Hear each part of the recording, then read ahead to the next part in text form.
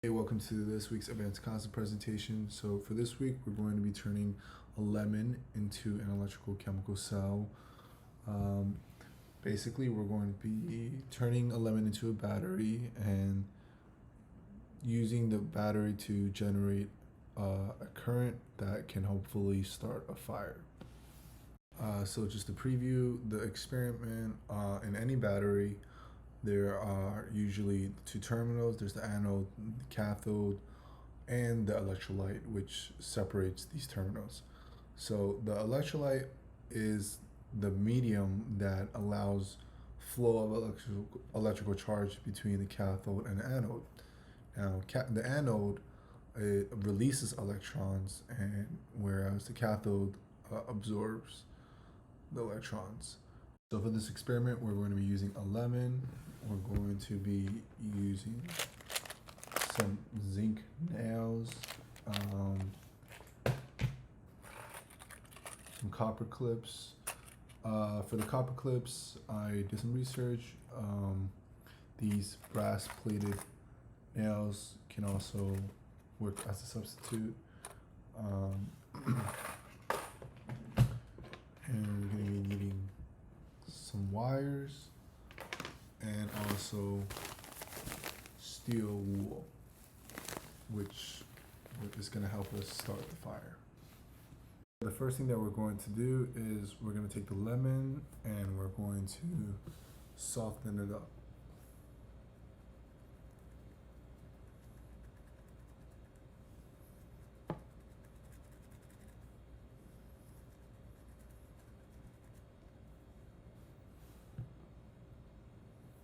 Next, we're going to be taking the copper clips and we're going to be placing them.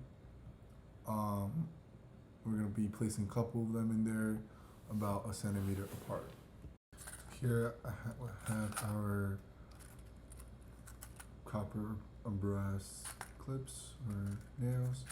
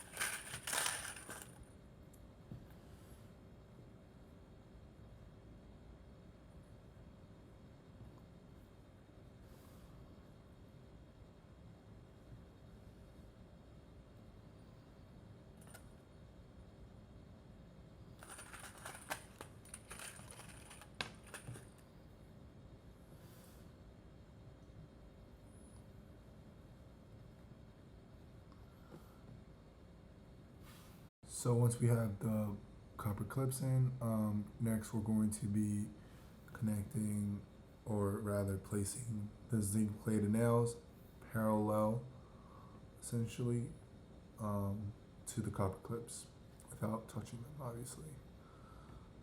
So,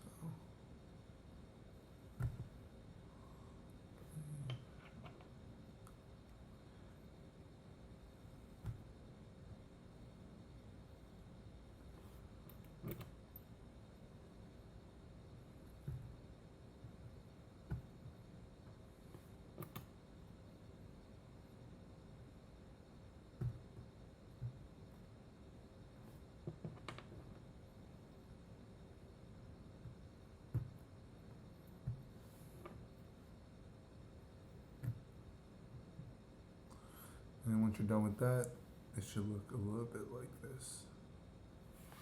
So for this portion of the experiment, moving on, this is where I ran into a bit of trouble. As mentioned earlier, we're supposed to be connecting the zinc and the copper clips with a piece of wire, but it wasn't really sure or specified what kind of wire or what to look for. So when I went to Home Depot, just got I asked for wire and they came like this. And unfortunately, I'm having trouble really wrapping the wire to connect the zinc nails to the copper clips. But for demonstration's sake, we're going to just continue with this experiment, and I'm going to be continue to walking us through the electrical chemical components of this as a battery. So moving forward, once we connect the copper clips with the zinc nails with the wires, we're going to then use another two longer wires, and on one that is going to be on the zinc nail that I have here, and then one's going to be on the copper clip, which I have here.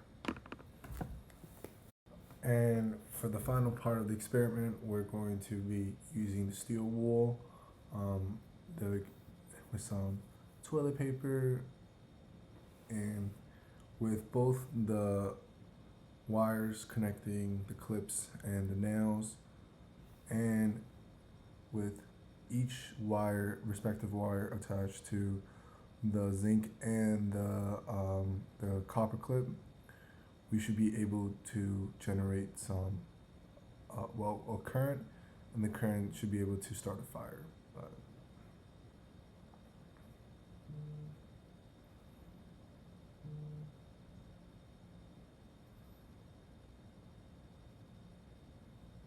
So unfortunately, for me, this experiment was a fail.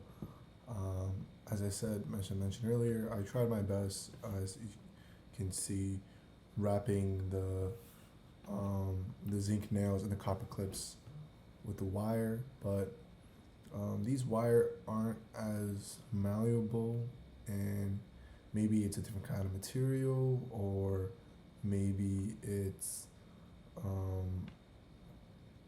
wasn't able to really connect the two as shown in the video of the experiment. But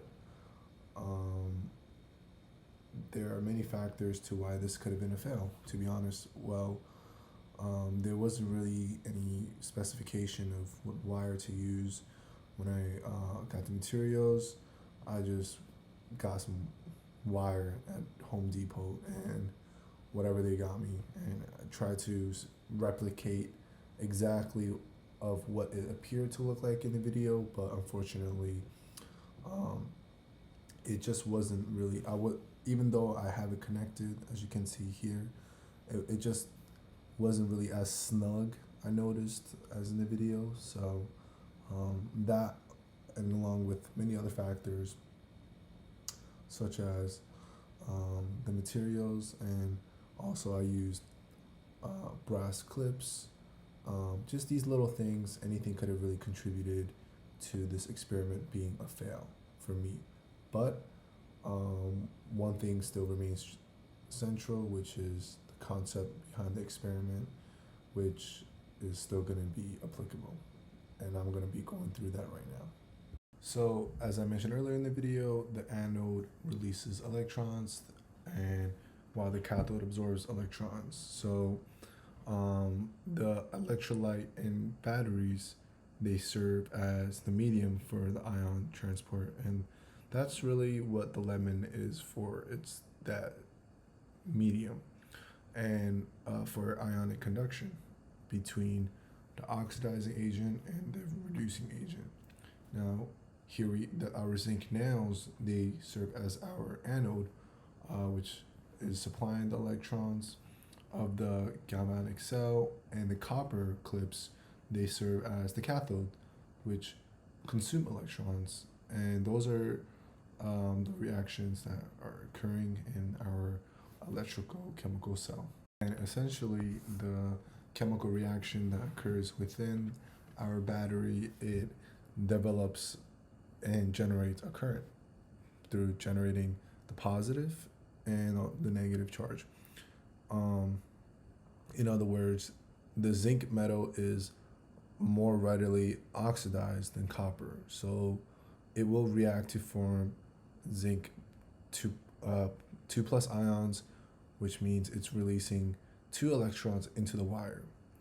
Now, some of the copper would react with the citric acid in the lemon, or the medium to form aqueous copper 2 plus ions, which will mean that it will gain the 2 electrons lost by the zinc, as we mentioned, consuming the cathode, consuming the electrons to reform solid copper. And this flow of electrons,